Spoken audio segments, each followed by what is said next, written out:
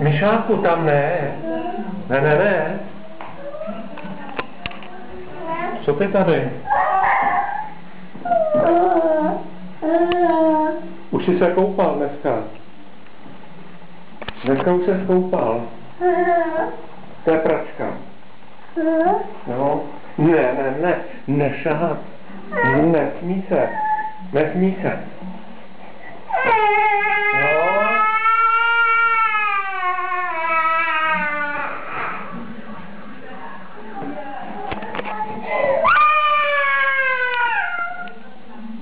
Tak pojď dolů, no.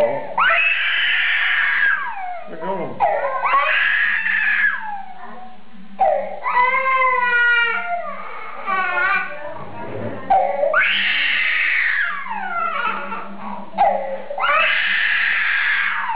To musím...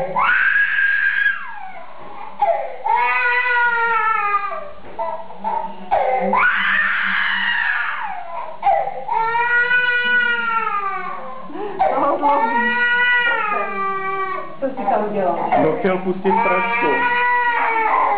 Pračku. Ne, jsi tam nedělal. No, a to ho rozuřilo. To ho strašně rozčílilo. Jsi chtěl pomáhat, ale to neocení.